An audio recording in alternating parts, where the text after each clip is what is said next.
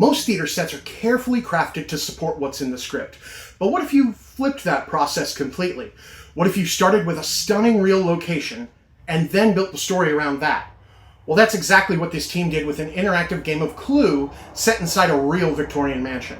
I talked with some of the cast and writers to find out how they turned a historic house into a living murder mystery and what it takes to make an interactive show like this actually work. But before we dive into the game, you need to know the story of the woman who lived there.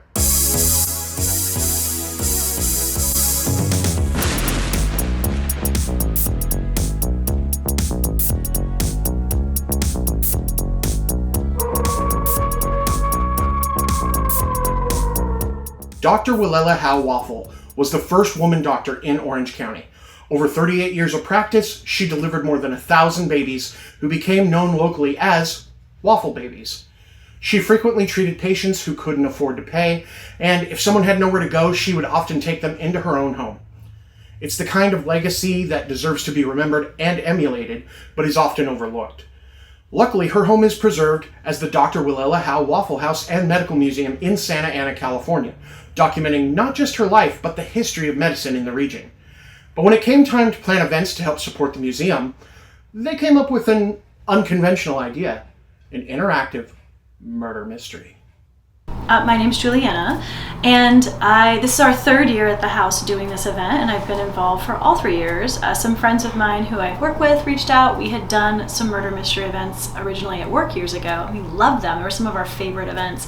And she said, we're going to take this outside of work and bring it to the public. It's going to benefit this beautiful Victorian house that has a rich story in Santa Ana. And I'm also a raging feminist, so hearing that the first female doctor and that this house has got to, keep itself and preserved and pay the taxes, I was like, I'm in. And so we really enjoyed getting together and spending a lot of time together and creating a murder mystery event. And I was pleasantly surprised by how many people from the community seemed to want to be a part of it and wanted to come play. I like to say it's like one part escape room and one part like board game in real life, right? And I think we were all craving, especially a few years ago, some more in-person activities, especially after having lived through the pandemic.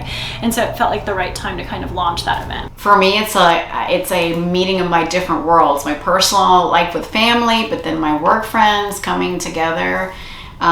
These are all humans that want to do something good, knowing that they're not getting paid, right? That they want to do something for this nonprofit that's very special. We all know each other for the most part.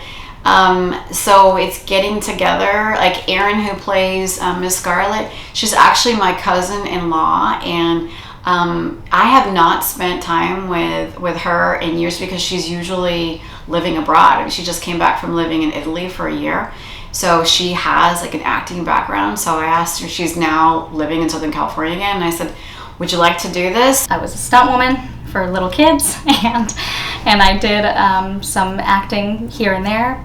And then I traveled the globe, and I just came back from a year in Italy, and my cousin came and approached me and said, hey, I'm putting on a production of Clue in an old Victorian mansion. And I said, hey, I love old Victorian mansions. Sign me up. My name is Joey Summers, and actually through Petra, her and I have worked together for many years. Her and I have done different activities at work. She asked if I'd be interested, and she knew I had somewhat of a theater background, also a little bit of film. So she asked if I'd be interested, and yeah. Everything we do, we try to put on for zero cost. So we provide our own costumes, we're borrowing, we're repiecing, we're repurposing, and we want to make sure everything goes back into the house. We volunteer all our hours. So this is completely done. The ticket price, I think, is wonderfully generous for what you're getting for the food we serve, for the experience. It's multi-hour, but it is all of the profit is going right back into the house. None of us are paid. We don't use any of the money for our costumes or our event. It's all provided by us. Interactive murder mystery shows have become increasingly popular, and there's a reason for that. True crime podcasts have become a cultural mainstay. People love solving mysteries. But there's another reason. Interactive theater changes the relationship between audience and the show. Instead of sitting quietly for 2 hours, you're a part of the investigation. And in an era of ever-shrinking attention spans, no judgment, just acknowledgement, that kind of engagement matters. Interactive theater lets audiences decide exactly how involved they want to be. You can sit back and watch, or you can jump into the mystery and start interrogating suspects. And honestly, murder mystery theater is just fun. And sometimes that's exactly what theater should be. But if you've never done one before, the experience can be a little surprising. Pay attention, because we're going to be throwing out clues about our characters, our background, our interplay with each other. The temptation will be they're talking to each other, which we obviously we want them to have a good time and enjoy interacting with each other. But we also, if they want to be successful, they want to pay attention to what we're saying, right? And then I would also tell them that when they're interacting with us and they're playing the games inside the house, take advantage of that moment and ask us questions. Ask us about the characters, ask us about the storyline, because we will be giving out more clues there if they're paying attention. I think that's the biggest thing. If you're, a fan of LARPing, if you're a fan of just engaging or a whodunit, I mean, this is just a great opportunity to have that moment where you have that tangible live action, being able to interact and figure things out and go through all the emotions that you may not have in a board game per se, but actually have people you can play off of, not only with the characters but also the other participants. Like that is as real and visceral as it gets. Yeah, it's an interactive game where you can talk to each character, and in each room you'll get split up into groups. You'll go to each room. A character will have a game for you to play, and then you have a time, like a timestamp, like 6 minutes to figure out the game in order to get a clue on like where the murder didn't happen, what the weapon wasn't, and like who didn't commit the murder. So at the end of the game, when you gather around and you have all your clues, hopefully, you get to make your guess on who, what, where, and if you win, you get entered into a raffle and you get to potentially win some goodies. Come in and be prepared to have fun. It's okay for you to role play too. Ask the characters what you're thinking, speak with them, listen to what they say, and be on the lookout for clues that might be hidden in places you don't expect them. But we'll take you through all of the rooms, and we are not trying to mislead you. So I do share that with people. Sometimes I know we all have a reason to try and exonerate ourselves, but we're not giving out a ton of misinformation, and we're not trying to make you feel stupid or lead you down the wrong path, because we have a lot of information to cover. So trust us. Play, have as much fun as you feel comfortable with, and just come with an open mind. One thing that I really like is that we give everybody the autonomy to decide how are you going to give out the clues. So some may give them out in just one clue, and some may dole them out in different ways. So just to pay attention to everything that the characters are doing. There's another challenge with a show like Clue. People don't come in with a blank slate. They've already got a knowledge of the game. They know the characters, and in many cases they have a real nostalgia for both the game and the movie. So the cast had to walk a fine line. How do you give audiences the clue that they recognize and love while still making something fresh and unique? We named this one Clue aptly, right? So I mentioned that it's kind of a modern take on the old board game, and some influences and inspiration from the movie as well. So those characters we all know and love, but through the lens of 2026, right? Who they might be if the game was real today. And there is some plot line, and of course it wouldn't be a game of Clue if we didn't all have a motive. So there's a reason for us all to be here. We do all know each other, but part of the game is you'll come and you'll interact with the 6 suspects, and as you talk to us and find out, and the fun is you'll arrive, there'll be hors d'oeuvres served and wine available, and as you're out there, the characters will be mingling with you, talking, giving clues, sharing who we are and how we kind of know each other, and who we like and maybe who we don't love. Yeah, I think what we're doing is a little bit of a different take on it. I think there's the same flavor with the game and the movie, and some of it is going to feel familiar, but I think it is different enough where it's going to be exciting, it's going to be enticing. There is not really a canned response, if you would. It is going to, I guess, maybe deepen that universe. So I'm playing Miss Scarlet, and what I really like about this production is that it's a modern take on Clue. So I'm going to be a social media mogul, and in this day and age where we're just surrounded by social media everywhere, everyone's trying to sell you something, everyone's trying to get the 1 million followers, everyone's trying to get the clout, and I've never had that, so it's really fun to get to pretend to be one for a night.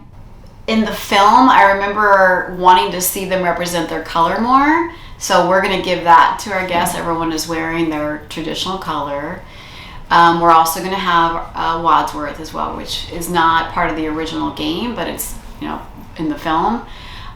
So we think that will be fun. We're also going to have a Mr. Body that people will love to hate. We're not using the traditional weapons. Everyone has something different. I have a selfie stick, so that's a murder weapon. We have a poisoned champagne flute.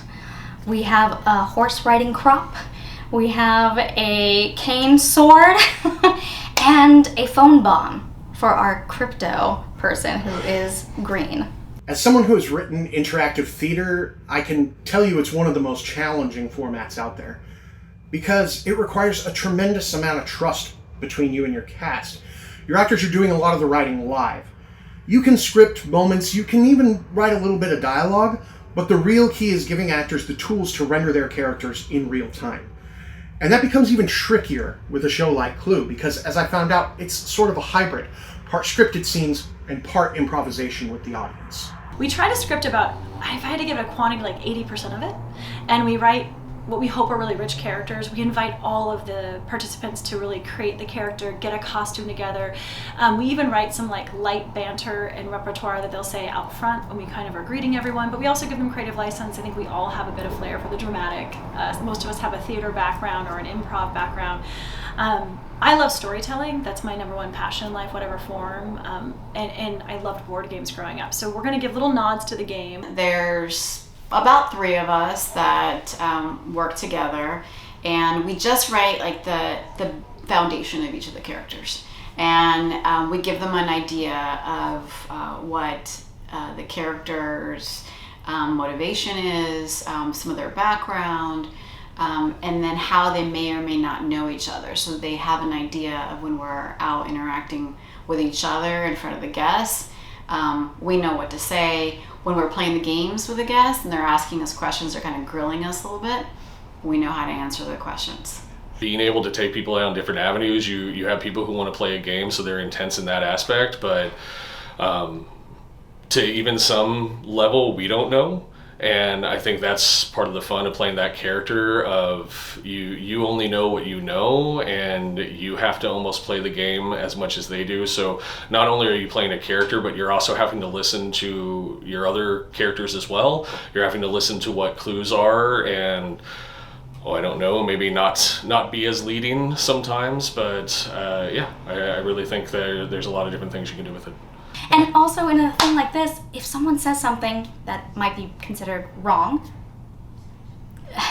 maybe I was lying, or maybe, you know, I'm just trying to throw you off the scent, or maybe I got nervous and I'm like, oh, don't look at me, look at this person.